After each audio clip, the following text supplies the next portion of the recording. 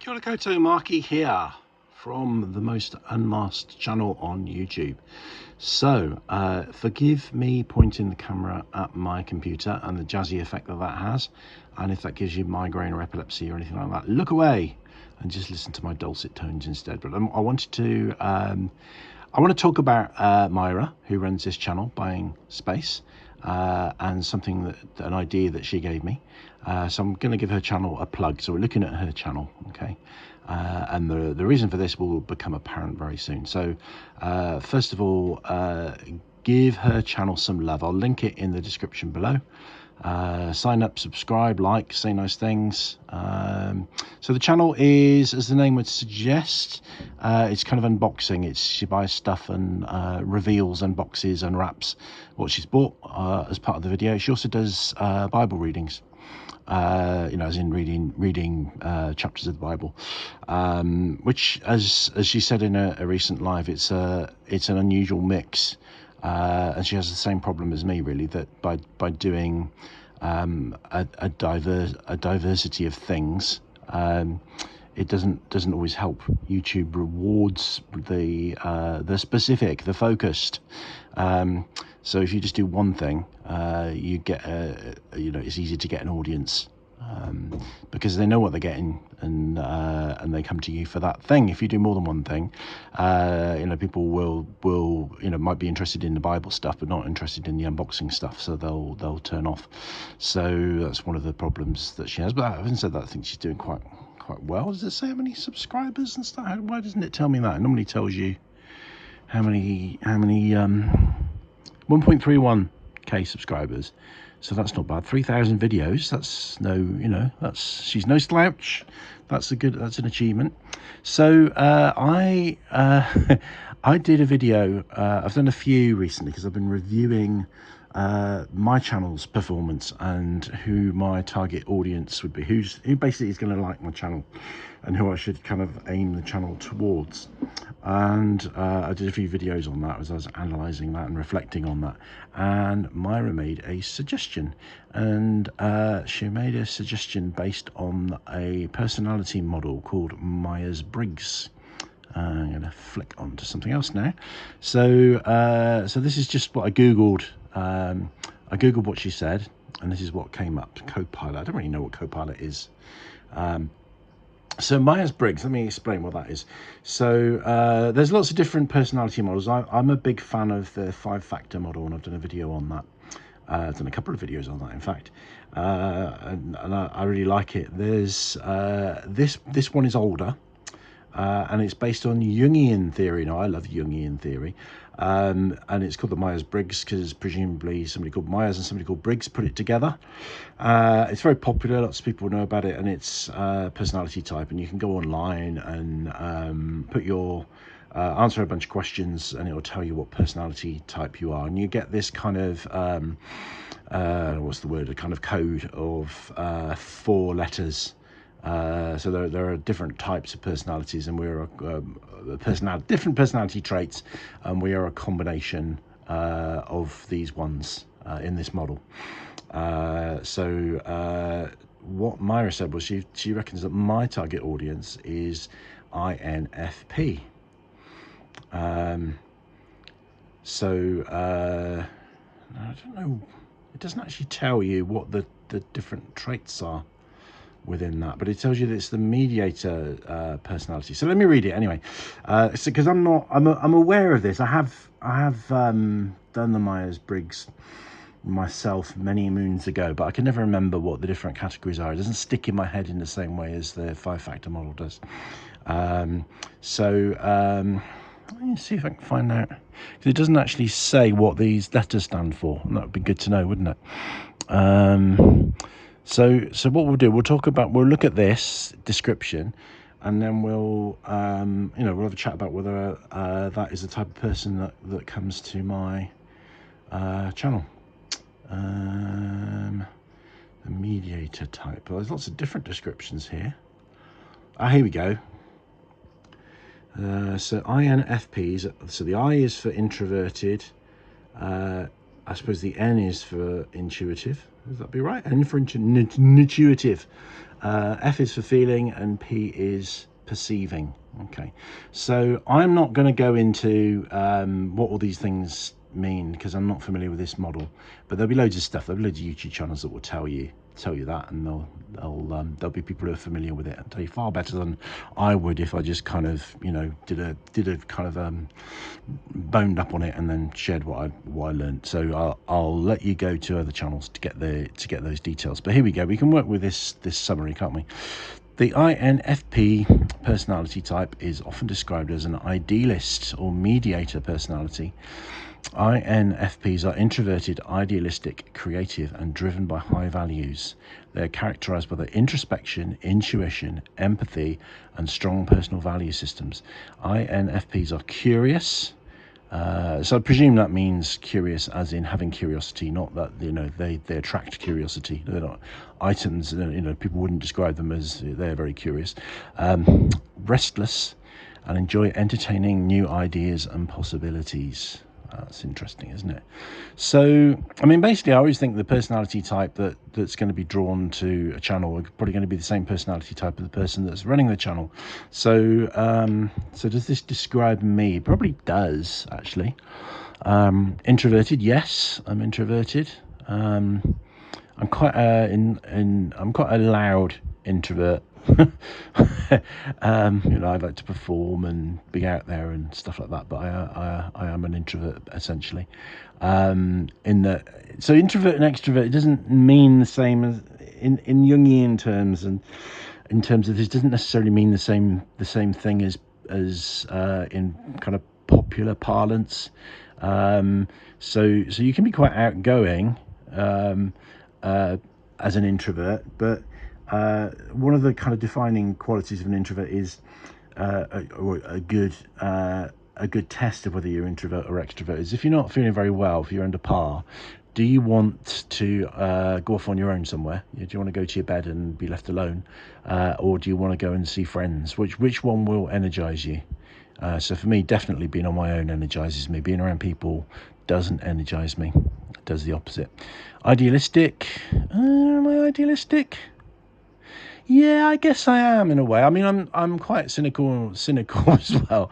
But I suppose a big part of why I run the channel is I want to change the way people think. I think people often think in people are quite unkind, generally speaking, and unsympathetic, and they're unkind to themselves and they're unkind to others. By and large, and as a psychotherapist, a big part of the work I do is helping people to become more kind to themselves, generally speaking, because people torture themselves, really. They beat themselves up. So I want to change the way people think, and also I'm big on critical thinking as well. I'll talk about that quite a lot. So I have that ideal. I know I'm not going to achieve it, but and I suppose at some point I did think I could have an influence and make a difference. Now I think I'm more like the child that's rescuing the starfish on the beach. You know, you know the story. There's loads of stranded starfish on a beach. You know, thousands of them. And this little girl runs onto the beach and starts picking them up and putting them back in the sea. And some cynical adult says to them, you know, what's the point of doing that? You'll never make a difference. There's thousands of them. You know, you're going to be sort of drop in the ocean. You know what you're doing. And she replies, well, it makes a big difference to the starfish that I put back in the sea. So I think that's really where I fit now. I'm not going to change the world, but I might make a difference, hopefully a positive difference to certainly the clients that I work with, and I'd like to hope the people that watch the channel. Sorry, there's some background noise going on. It's a funny day today. It's kind of lots going on. It's a busy house today. The house of retroactive jealousy, world leading therapy, is a busy one. So yes, I'd say on balance I'm idealistic, but really I should have looked at the proper meanings of these categories, really. But there we go. Maybe I'll return to that because I got a bit caught out, really. Creative, definitely creative. I don't have a lot of skill base when it comes to creativity, but I have the ideas and the creative intention, and I love doing creative stuff. Driven by high values. Well, isn't that the same as being idealistic? What's the difference there? I don't know. Characterized by introspection, definitely. I mean, a lot of my videos are very introspective. You know, it's like things I reflect upon that most people probably don't give a second thought to, and I pontificate upon them, and hopefully come out with something interesting. Intuition, yes, I'm very intuitive, although I'm not sure the precise definition of intuition in this model. I think it might mean something else. Empathy. Yes, now this is an interesting thing. I'm autistic, but I'm very empathic. There's a myth that autistic people aren't empathic. Maybe I'll do a video about that someday. But yes, I'm very empathic. Or it should be empathetic, shouldn't it, really? But I always want to say empathic. Empathetic just doesn't sound good to me. And strong personal value systems. Now, I haven't got a strong personal value system. I try not to have values. I try not to have beliefs or values. Follow my heart. And that will guide me in the right way, really. Values, I don't know. That's an interesting one. Everyone describes me as having strong values. I think I don't like the word values, because values are a bit like morals, aren't they? And it's like, one person's morals are another man's tyranny, aren't they? It's like in Nazi Germany. It was the values and morals were that Jewish people should be wiped out, which is terrible. So I suppose I rely on an internal compass rather than on a set of rules or a set of ideas or a set of you know what I mean.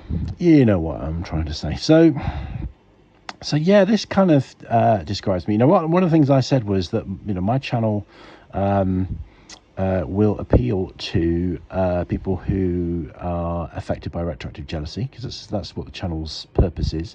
But because I do a whole range of other content, and obviously the common denominator is it's me doing it. I mean, Gwendoline puts videos out as well. She hasn't put many out lately. So it's mainly my content on this channel. It's Gwendoline's content as well, and obviously she will attract a different demographic to the channel than I will. She's a lot more personable, a lot more watchable. I'm